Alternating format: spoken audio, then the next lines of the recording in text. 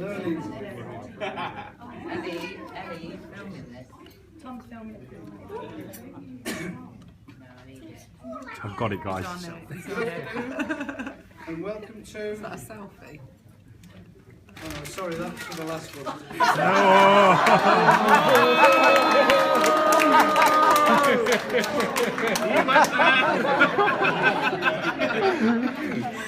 Oh no, he did! Good afternoon, ladies and gentlemen, and welcome to the Moat House for the celebration of Ian and Jessie's wedding. For those of you who don't know me, I'm Michael and I'm Jessie's dad. I would like to thank you all for coming to celebrate this special day in Ian and Jessie's lives. I know some of you have travelled great distances to be here. We have people from Finland and we have one lady who's come all the way from Canada to be here today.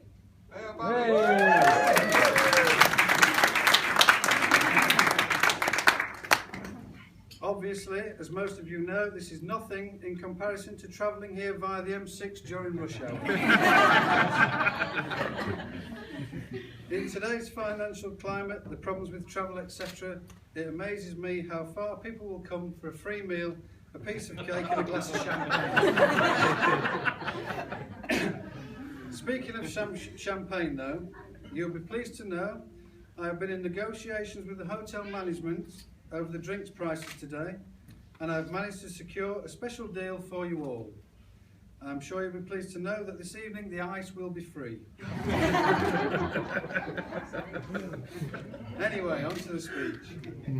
This was a difficult speech for me to write. I didn't want to use any of my old material.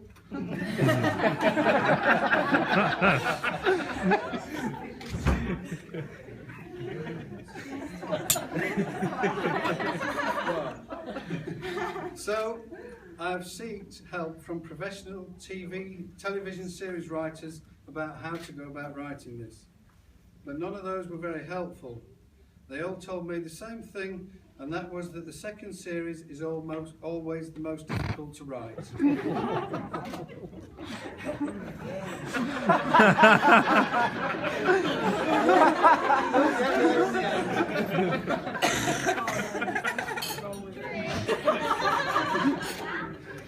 I then turned to professional speechwriters for advice.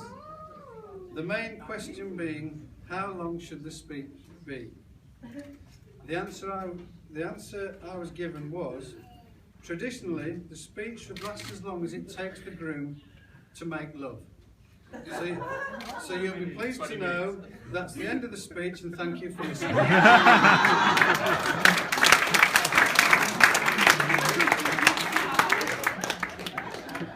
Seriously though, I know long speeches can be boring, so I've managed to edit this one down to just an hour and a half. Jess and I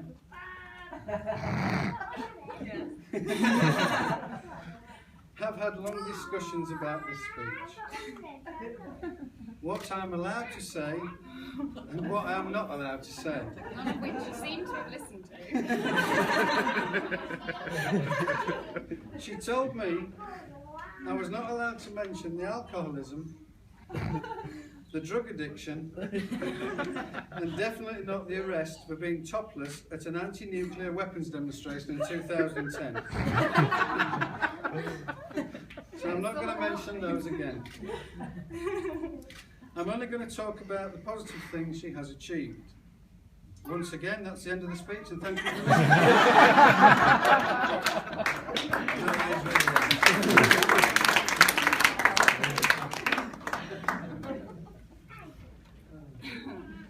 Jess told me a couple of years ago that she was looking for a man. That was obviously a good thing.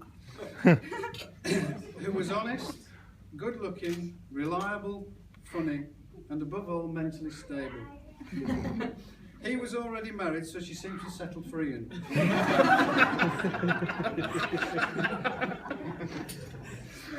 Oh, this is so bad. So I would now like to welcome Ian into our family, and by the look on his face, he's probably realised by now that it's too late to back out.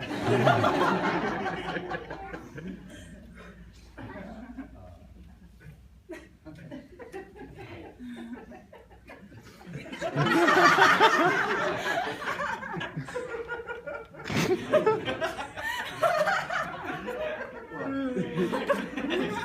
just getting started. When I first met Ian, I was pleasantly surprised. He seemed like a nice person, he had a job. He was polite, he was courteous, smartly dressed, and in fact at our first meeting he called me Mr. Emmett. He did. I don't get called Mr. Emmett very often, unless it's by a judge or a prison warden. I usually get called Michael, Mike, Mick, or sometimes Idiot, all of which I will answer to. Every time Ian called me Mr. Emmett, I kept looking around for my dad. But after a while I got used to it and actually began to like it. I thought, this is a good man, showing respect for his elders, and this went on for about 6 months. But then one day something dawned on me. He was calling my wife Tracy and not Mrs. Emmett. This, I thought, was obviously a mistake. Anyone can see Tracy's much older than me.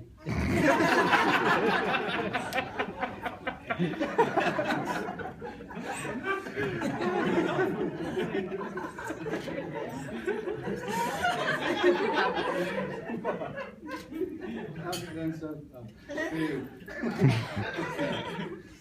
So as I got to know Ian, I realised he was a traditional type of man. Jess and Ian had been seeing each other for a while by now. One evening, Tracy, Jess and Ellie had gone out and left me and Ian alone at my house. During the evening, Ian said to me, "Mr. Emmett, I've got a serious question to ask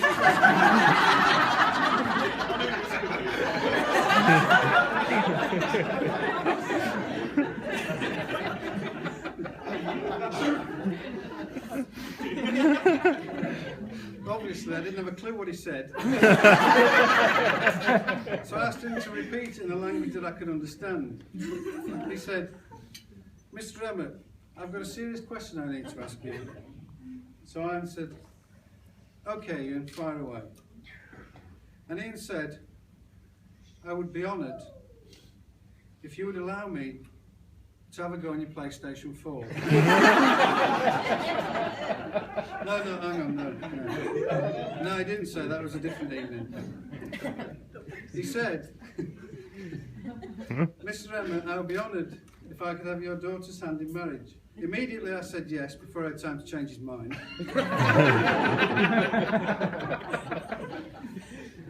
I then told him that it was a buy one get one free deal. He didn't seem so keen then. So I backed down and we agreed he could have Jess. So if anybody's interested, Ellie is still available, and I'll be holding an auction immediately after the speeches. There is no reserve, so don't be shy.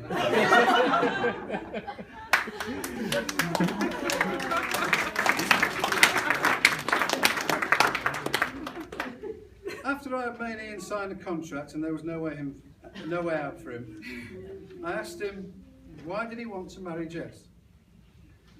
Was it because she was beautiful and he loved her more than anything on earth? Was it her personality and charm that got him hooked, or was it her cooking? And he said, no, none of the above. So I said, can you say it in English? So he said it again in English this time. So I said, what was it then? And he told me he had been reading an article in a men's magazine the day before, and the article had said, married men live longer than bachelors. And I said, that's not true, Ian, it just seems longer.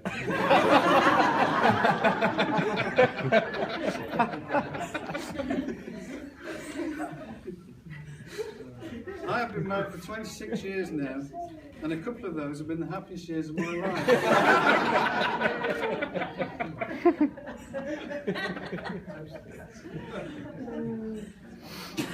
When I look at Jess and Ian, I can see they're happy together. They're always smiling at each other and laughing. Really nice. They've started a family together. They've got 3 cats now. But you can see true happiness when you look into their eyes. You can see the smile in their eyes when they look at each other. They look like 2 Labradors that have just heard a high-pitched whistle. Is that good? Think about it. More seriously though, I would just like to say how beautiful Jess looks today, and I'm sure you will agree she looks stunning. Yeah.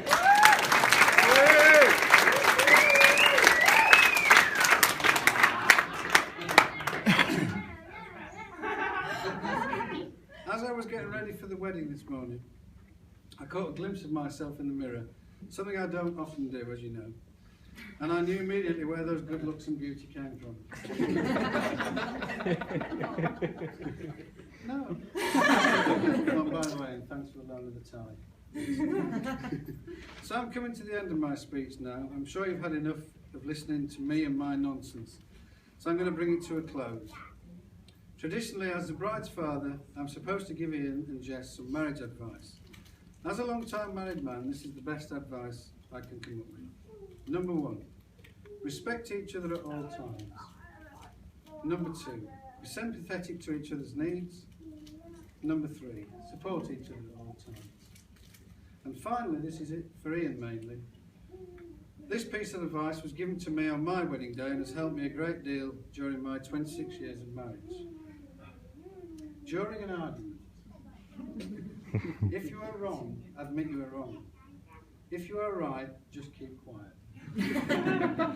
So in finishing, I would like you all to raise your glasses in a toast to Ian and Jess, the new Mr. and Mrs. Berry. Ian and Jess. Ian and Jess.